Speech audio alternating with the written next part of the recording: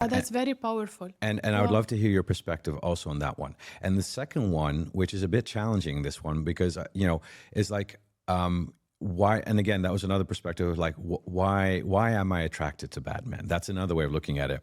And one of the answers that I give there is that because of the good girl kind of imprint that a lot of women have, sometimes we feel attracted. Women feel attracted to bad men, or to, no, I don't want to say bad men. That's a wrong way of saying it, but to kind of like the bad boys. Let's call it the bad boys, because they release you from being the good girl. And I'd love to hear your perspective on both of those things. Yeah, that's very, very powerful. Yeah. I like the fact that you say, I accept it. I would actually, anything that you really want to accept in life needs to have a definition. So Right. what defines a bad man? Yeah.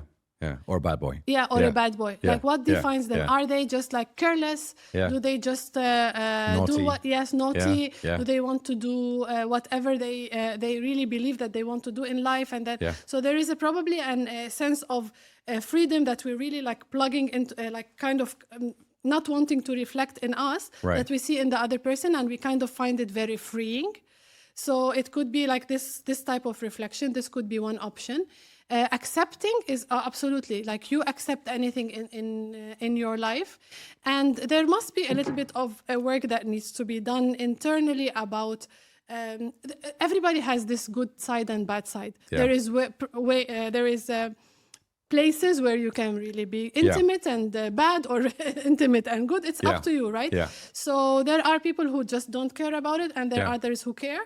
And also a reflection that I would think of about accepting or wanting to be with bad men is, yes, the idea of being the good girl. So there's somebody who's more bossy, kind of wounded, because we ourselves are wounded. Yeah. So being the wounded feminine that we haven't really identified, kind of a grounding presence for ourselves, is a reflection of wanting to be with another kind of wounded person. Yeah. So there is a lot of work that needs to be done from where are these wounds that we currently have in us. Right. And maybe that's also a nice way of thinking about it in terms of, when we look at the outside and we say, okay, I'll accept the bad boy, or from a girl's perspective, I'll accept the bad girl, and maybe that's also a perspective of how we look at ourselves. How do we really value ourselves? Yeah. And maybe we don't have high self-esteem, or we're very highly powerful. critical of life experiences, or just kind of going through bad relationships, saying, look, I don't deserve anything better.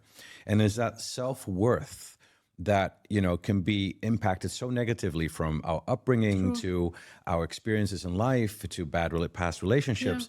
And then we kind of look at the world and say, why, I know I'm a good person, but why do I attract people that I think, that I know are bad for me, but I allow them in? Why do I accept them? And then that self-esteem then eventually is a major issue in that perspective. 100%. Yeah, absolutely.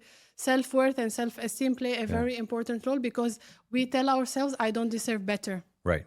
And maybe we haven't seen any other example around us. Growing up, maybe there has been relationships that has been kind of common to be in that same cycle. So we probably carry it. We could have seen it in our parents and our aunts and uncles. Right. We have seen that abandonment. We believe that we don't deserve. Right. So getting more awareness about ourselves and how much we deserve. Like, this is why it's quite very powerful. And self-compassion is kind of in my opinion, the most healing power that we can have to really heal anything that has been going on in our life. Could you give it? I think that's very interesting what you said. So the self-compassion part. So let's say, for example, that, we find ourselves, listeners listening in right now, watching us, think, hey, I recognize myself in that, right? I allow people to come into my life that I know are not good for me. Yes. And if I'm really honest about stuff, it's really about my self-esteem and how I look at it myself. Tell me a little bit more about self-compassion. How can the audience work with that so that they can improve themselves? Yes, absolutely. It goes back to your first question that you said. Yeah. Why do we judge others first, right? Yeah. So the way that we judge others, we judge ourselves. Right. So there are so many It's like times. a projection, right? Yes, Yeah, yes. yeah. So there are so many times where you make a mistake and then you keep on beating yourself up every single day about it, like days and nights. And then I allowed it, and why did I allow it? And we dwell into that drama of our life without being compassionate. And I always say to other people, what if it would be your best friend? What would you be telling that person? Today, if your best friend has gone through that, what advice you would be giving them?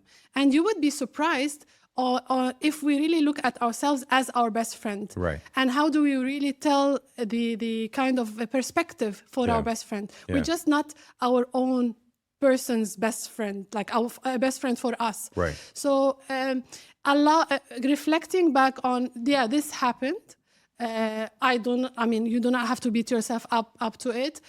Seeing the cycle of the things that are currently happening, and befriend yourself first. Yeah. I mean, you have your own self to carry throughout your life. That's the only permanent thing that you will carry until your last breath. Right. So this whole self-compassion part is reflected through self-love.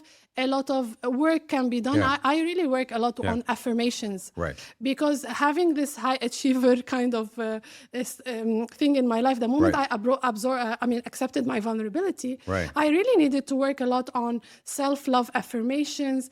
It is as simple as I am enough. Yeah. And I do not need to be anything more. So that kind of affirmative self-belief, working a little bit on certain probably meditations, these kind of little things, speaking to a friend about it, speaking to a professional about it, and then working on reflecting a lot on why do I not value myself and how can I be my own best friend? I want to ask you a really personal question then. Sure. When you explain that, like, and it sounds like you've gone through that journey. Yes, absolutely. Yeah. Today, do you look at yourself and you say, I'm enough? I'm more than enough. Oh, wow. Let's high five on that one. Yes. People can't see that on the podcast, but they can see it on the video. Amazing. I love that. And tell me why. Tell me why. I've gone through this journey, absolutely, especially the self-compassion part was quite tough, especially when I stopped writing for a bit. Yeah. And I was talking to one professional, and then I said, I know these things. I should have. I've had a list of I should. Right. And why do I say I should? Because I hold myself so much responsibility and so much expectation. So it's the expectations that I was putting on myself that were actually working against me. And so quick question. So these expectations were, you did them, or were these expectations something that were imposed from the outside? Of course, they were imposed from the outside. Okay. I've always been somebody who, whenever I do something, it's really good. Yeah. So I've always been like, oh, you're the best in this, you're the best in that. Yeah. And I just want to be like the normal person who does things just for the sake of,